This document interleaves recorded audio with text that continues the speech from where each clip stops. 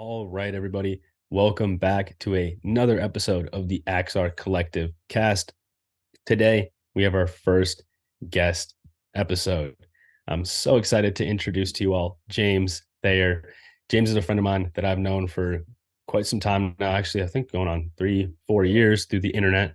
I actually got a chance to meet in person for the first time at the beginning of 2023. And it was an absolute amazing time. We got to do a little bit of a podcast, had some fun there. And we also got to train and go out to dinner and really just got to know him on a personal level. But one thing I love about Thayer is his brain and the way that he looks at mobility. He has a little bit a different outlook than a lot of people out there do. You know, a lot of you out who are listening probably hear the, mobility thing of having to do mobility stuff day in, day out, and keeping the joints loose and, all this stuff. Well, James has a little bit different approach to things, and I'm excited to pick his brain about it. But before we do so, I want James to go ahead and introduce himself a little bit. So, James, please do us all a favor. Say hello to everybody here. Hello. Appreciate you having me and being the first host. It's always a fantastic time anytime we get to sit down and talk through. So just briefly about myself, I'm an associate director of fitness and health promotion at Washburn University. I'm a coach at Prescript, an online education company, and I own my own business, Byproduct Performance. All of those centered around fitness, education, and engagement, education, empowerment of the individuals I'm working with at different levels.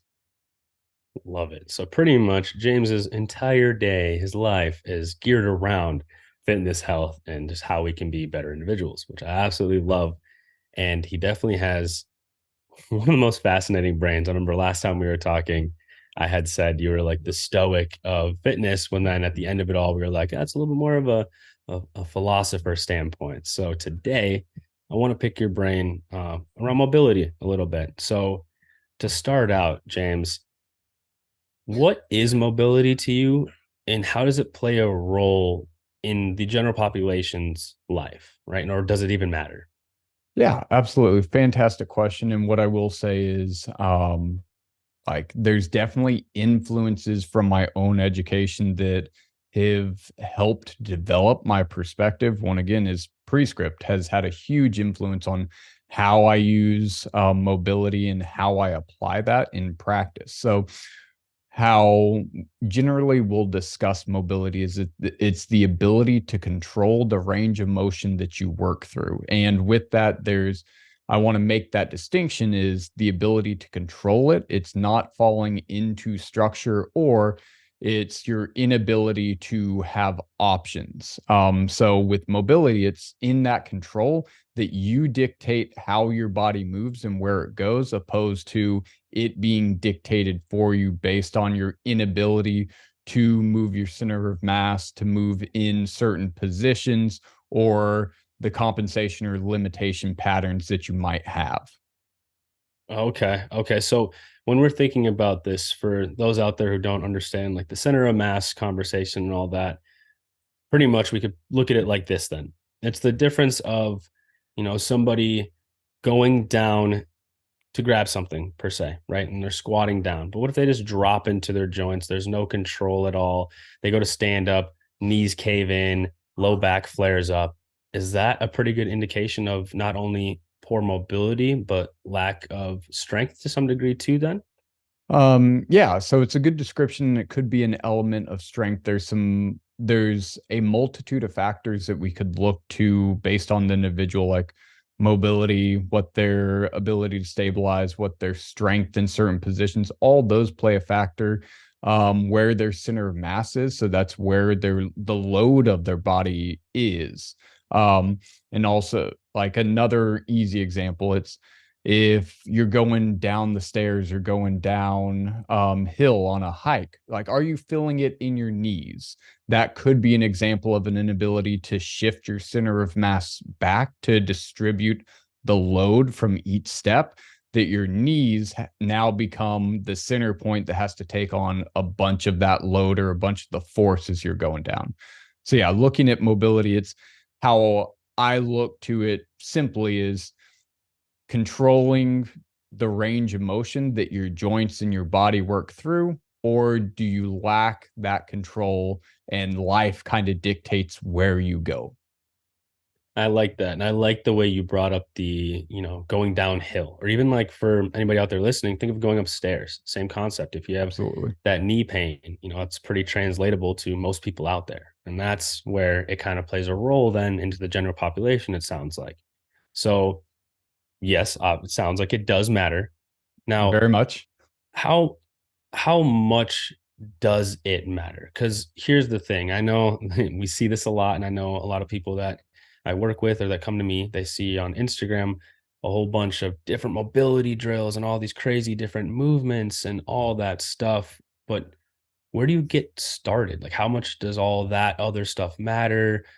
How do you test where your mobility is at? Like, where would somebody get started with this? Yeah. So I think an important question whenever we discuss mobility is like, what is required for the goal that you're trying to accomplish? Is this a goal of like, what prerequisite mobility do you need to get into the positions in a workout? But we can also look at what are the daily habits of your life? What is the positions that you find yourself in that you need certain ranges of motion to be able to do those efficiently or not be in static positions as long to allow you to move through different ranges of motion or different joint positions. So that'd be the starting point is when discussing mobility is how do we want to use it or how are we identifying the need to improve it, correct it, or where it's become a detriment to quality of life. Because as you said, on the internet, you can look through and I mean, from in ranges of like different flows that people are doing, you can look at like contortionists, like the extreme range of motion of certain joints. But for at an individual level, it's how am I going to use this that I think is an appropriate starting point because that's where we can find where the where the range of motion that is adequate to perform the daily tasks that you have or the exercises that are being selected that you're able to get into and then end ranges to perform those.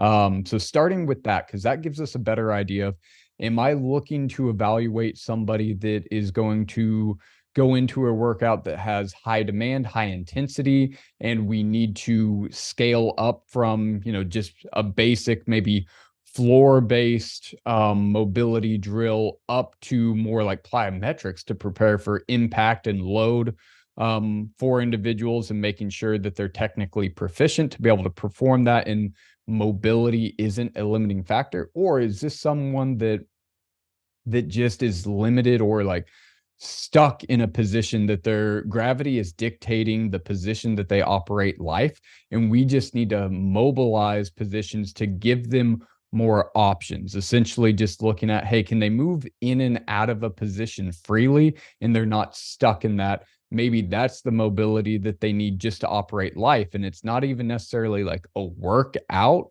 aspect. It's putting them in better positions that they have greater options how they navigate through time and space throughout the day so they're not just dictated by a static posture.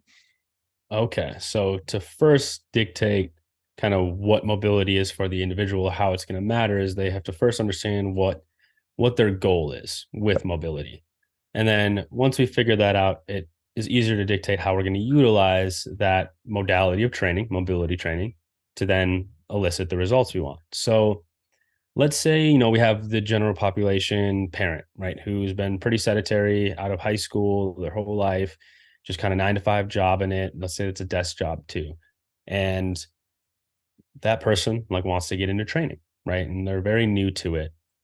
For them, is it more important then to go through the process from beginning to end to then have the prerequisites to then get into lifting and set into positions? Or does that come from maybe an assessment of some kind that people can utilize for themselves to then like give them a green light per se on, hey, okay, I feel pretty good to do this or this movement was a go, I can move into my main lifts for the day, or maybe it wasn't a go. So now I need to work on some more mobility stuff. Do you utilize anything like that?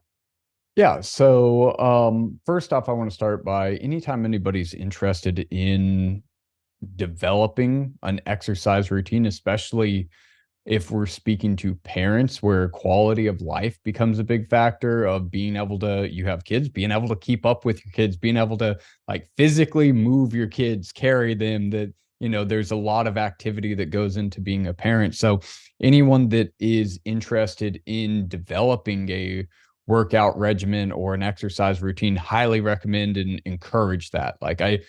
I don't think I don't want to encourage the mentality of, well, I don't have the appropriate mobility, so I can't exercise at all. It's based on that. Hey, if the want is there, let's do that, and let's use the ranges of motion that you have available.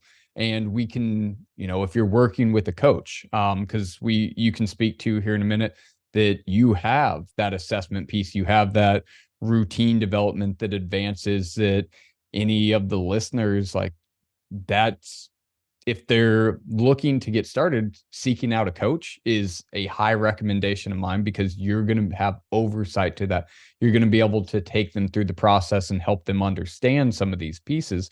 But yeah, first wanted to say, if there is the interest, is if there's like wanting to develop that behavior change, always encourage that. And then from that, it's okay, let's make sure if we do have limitations, compensations, we have a coach that is able to guide us through and make this a good experience and make sure that we're operating within the capacities that we have. So anytime there's exercise, yes, let's do the exercise.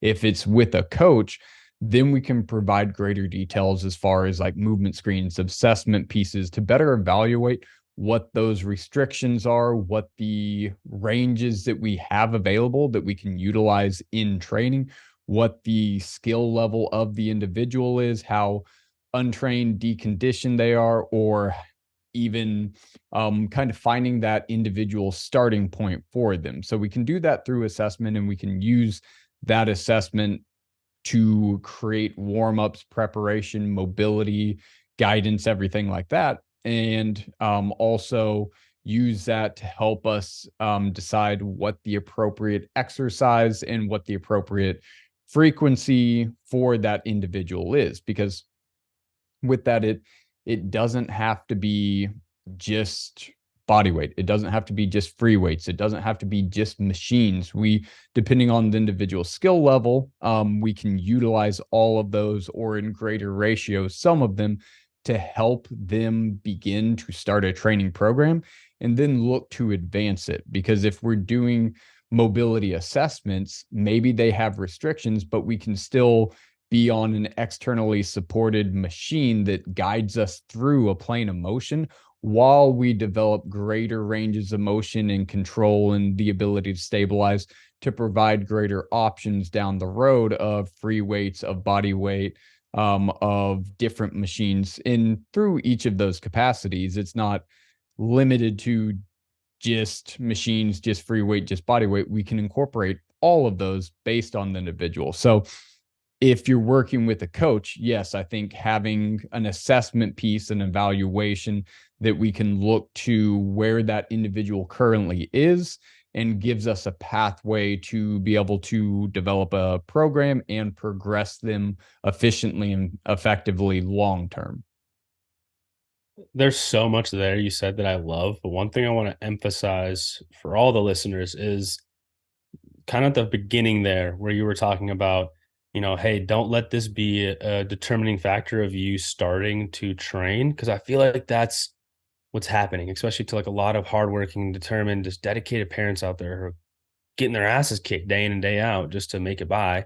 Right? I got two kids. There's people out there with double, triple the amount of kids I have, and they're trying to make it by, and I can't even understand it. And I think a lot of people just don't even get started because the social media stuff. They see all these crazy, absurd mobility movements, and like, yeah, it's all cool, right? It's fun. I have fun doing some of that stuff too and exploring with it, right? Shout out to Vernon Griffin. If you guys want and some more cool mobility stuff, check him out. Keep But exploring. yeah, keep exploring. But I feel like people get lost in it and they don't want to start because of that. Because they're like, well, hey, if I can't even like get down to the ground without being in pain and having to use my hands and all this stuff, like why would I even start? So I love that you brought that up.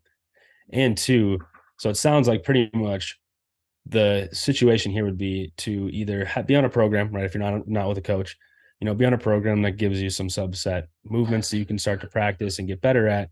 But ideally, being with somebody who can run you through an assessment to then give you more clarity around the specifics of what you need for your goals. And that's ideally what we want people to do.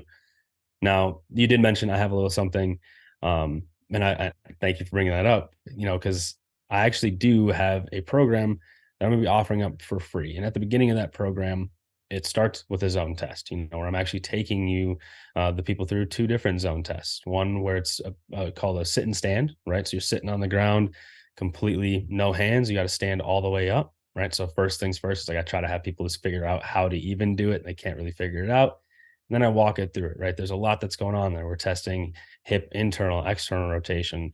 We're testing how well you can extend your hips, also hinge your hips, get into a lunge position, use the strength to get up off the ground, all these different things that play a role. And then zone two, we're looking at some upper body stuff when it comes to thoracic rotation, cervical rotation. So neck, how well can you rotate at the neck? Also extension of the shoulder. Can you get your arm up overhead? Because that's like one thing people don't think about. Like we age and it's like, hey, all of a sudden you need to grab something in the cabinet and you can't do it. And it's like, that's going to be an issue. You're talking about kid stuff. Like my kids love me to throw them around. How many times have I heard the dad who hurt his shoulder because he threw his kid up in the air and something went wrong?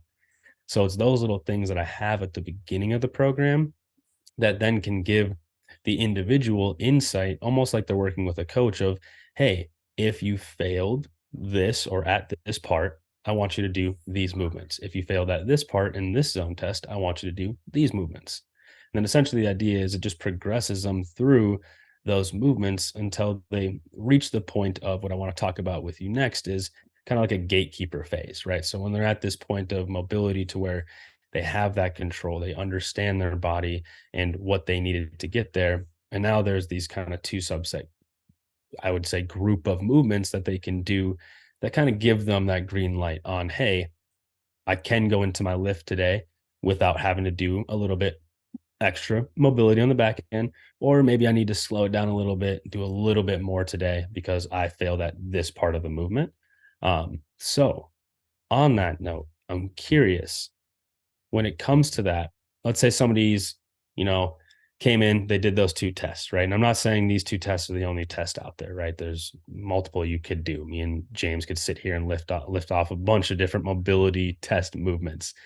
But I think the biggest thing is once somebody gets that kind of like baseline mobility down for themselves, right? You know, they can do those things we're talking about with no issues. They can get down to the ground, squat down to the ground. They can bend down, put their shoes on. They can do some of the basic mobility movements we talk about, like the 90-90s, the cat cows, right? So they have good orientation of the spine all the way up to the thoracic spine. All those little things with little to no limitations.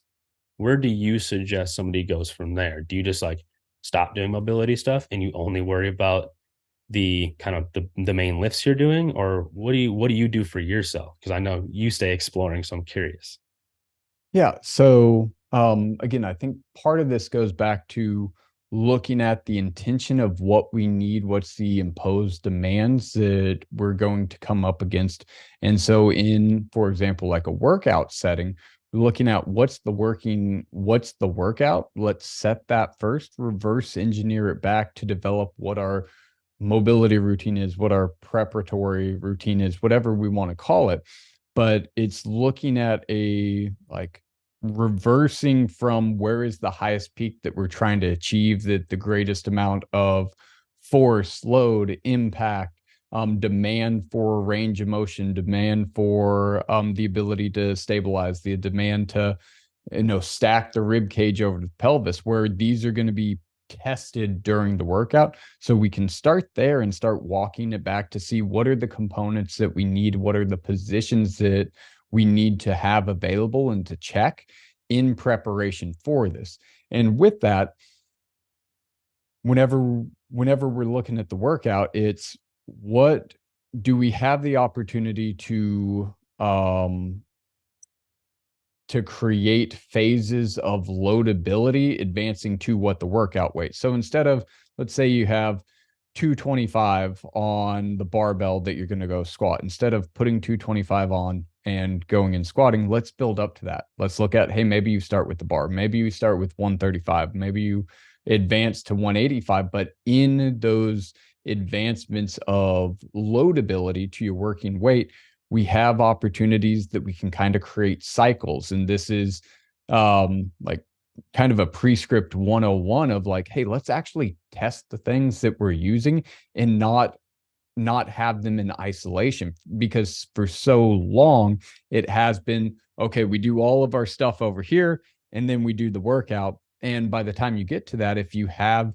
limitations or if you have something that's still kind of nagging or not able to necessarily get in the positions, you're like, okay, what I miss, I don't know, because I've not allowed that integration and self-assessment to see, okay, I checked the boxes here. Is this getting better? Is it getting worse? Is it the same? And that's acceptable for today. So one aspect would be in the routine that we develop, allow yourself checkpoints with whatever warm-ups you're doing, whatever mobility, that it is going to be reflected upon the movement or the positions that you're going to need for the actual workout. Because whether it's, a body weight workout at home, whether it's a home gym, whether it's going to the gym, like the goal of all this, of physical activity and an exercise focus, is the workout. It's not the warm up.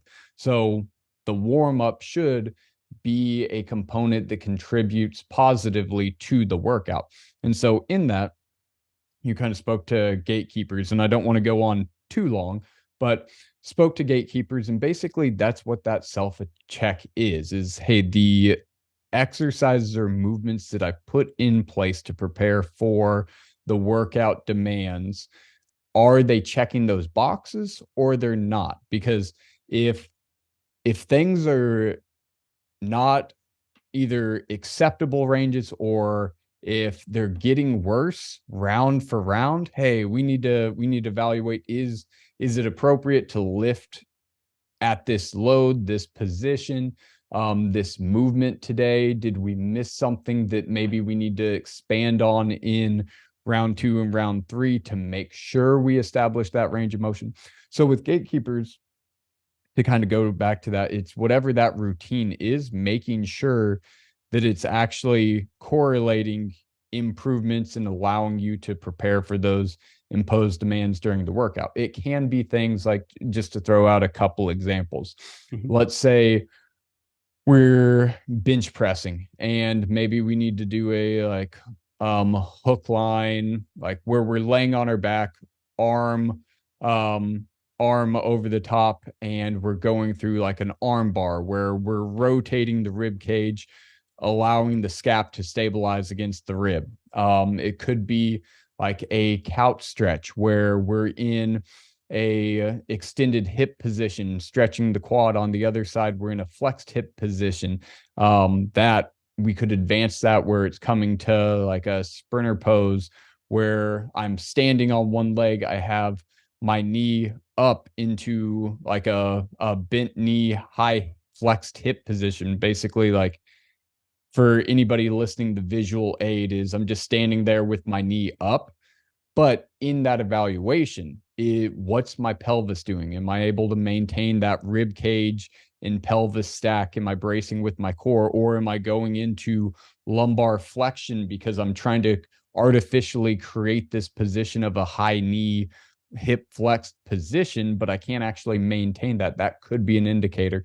So different things like that, where we can have smaller introductions to positions and then build upon those. I know you spoke about in the assessment guide or the mobility guide that you're going to provide, like two of them is a 90-90. So that's going to be floor based or ground based.